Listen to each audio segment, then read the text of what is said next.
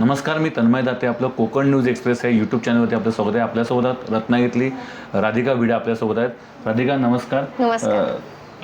राधिका, तू आयपॉप star स्पर्धेत कसा भाग घेतलास आणि तुला कशी संधी मिळाली, म्हणजे काय तुझं स्वप्न होतं? आयपॉप स्टारमध्ये मला ॲक्च्युली इंस्टाग्रामवरनं क्वेरी आलेली की जे ऑलरेडी इंडिपेंडेंटली म्युझिक करतात तर त्यांच्यासाठी हा शो त्यांनी क्युरेट केलेला की ज्याच्यामध्ये तुम्हालाच लिहायचं आहे, कंपोज करायचं आहे आणि परफॉर्म करायचं. तर मला चॅलेंजिंग वाटली ही गोष्ट, कारण इतके वर्ष मी करत आलेलीच आहे, पण एका कॉम्पिटिशनच्या रूपामध्ये मला लोकांसमोर पोचता येणार होतं. त्यामुळे नक्कीच माझ्यासाठी चॅलेंजिंग होतं आणि इंटरेस्टिंगही होतं. तर त्यामुळे मला वाटलं की एकदा भाग घेऊन बघावा. तर तशी सुरुवात झाली. पॉपस्टार स्पर्धेत तुझा मोळा लूक करून गेलीस, त्यात तुझं गाण्यात ते सुद्धा ते एक म्हणजे फेमस झालं. हो. तर ते गाणं म्हणताना किंवा ते गाणं स्वतः लिहिलं तर काय मनात होतं? मला हेच होतं की आपली मराठी भाषा एवढी समृद्ध आहे आणि खूप वैशिष्ट्य आहे आपल्या भाषेचं. तर ते एक मराठी आणि पॉप हा जो म्युझिक जॉनरा आहे, तर त्या दोघांना कंबाईन करून काही नवीन करता येतं का, हा उद्देशाने मी ते गाणं केलं. आणि आय एम सो थँकफुल की मला एक्सपेक्टेड नव्हतं त्याच्यासुद्धा पलीकडे लोकांचा प्रतिसाद होता. तर खूप छान वाटलं मला की सगळ्या लोकांना आवडलं ते. आणि ते ऑडिशनसाठी ॲक्च्युली गाणं केलेलं, तर मला एक्सपेक्टेडच नव्हतं की एवढं काही होईल, पण आय एम हॅपी. तुझं ते गाणं म्हणताना तुझा तो मराठमोळा पेहराव, त्यामुळे तो आजही राधिका भिडे सगळ्यांच्या फेमस झालेली आहे. तर ते अजूनही लोकांची रिंगटोन पण त्या गाण्यासाठी ठेवली आहे. तर काय तुझं वाटतं म्हणजे त्या ह्याच्याबद्दल आणखी? पेहराव म्हणजे तर साडी तर माझ्या आईची होती, त्यामुळे मला खूप कम्फर्ट होता स्टेजवरती की आईची साडी घालून मी आज नेसून आली.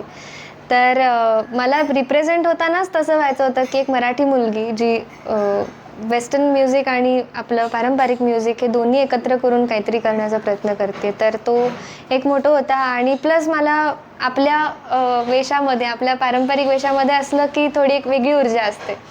तर तसं प्रेझेंट झाल्यामुळे मलाही खूप आत्मसात काय म्हणतात एक कॉन्फिडन्स आणि आत्मविश्वास आणि थोडं बूस्टही मिळालं मला की आईची साडी आहे, प्लस आपलं घरातलं वातावरण जे असतं ते मला स्टेजवरती जाणवत होतं. कारण माझ्यासाठी टेलिव्हिजनसाठीचा जो स्टेज आहे तर ते पहिल्यांदा मी अनुभवत होते. त्यामुळे मला कुठेतरी तो एक कम्फर्ट हवा होता.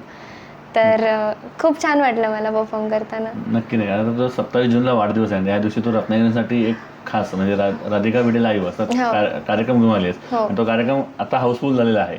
पण परत एकदा रत्नागिरीसाठी तो कार्यक्रम कधी करणार आहेस आणि या कार्यक्रमाबद्दल तू काय सांगशील थोडक्यात, म्हणजे किती गाणी असतील त्या कार्यक्रमात? आता 27 कार्यक्रमाचा जो काही रिस्पॉन्स आहे तो बापरे, म्हणजे मलाच पचेना असा झाला. कारण काही तासामध्ये हाऊसफुल झाला शो.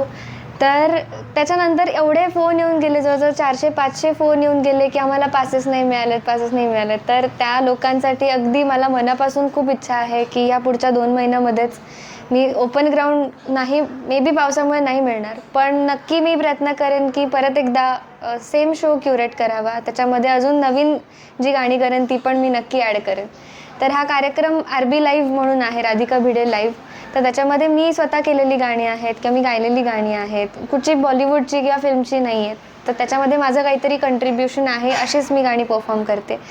तर असाच शो पुढेही येणार आहे आणि त्यामध्ये नवीन जी गाणी केलेली असतील तीही येतील. कोकण न्यूज एक्सप्रेसच्या प्रेक्षकांसाठी ते मन धावत आहे तुझं गाण्याचं एक म्हटलं तर बरं वाटेल.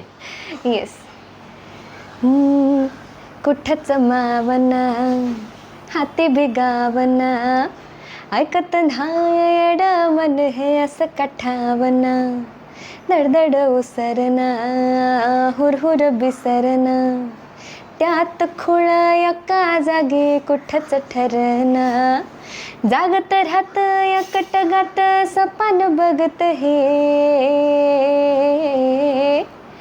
मन धावतया तुझ्याच माग डोलतया, तुझ्याच साठी जाव जित कुठ तित, नाव ये तुझंच बटीर.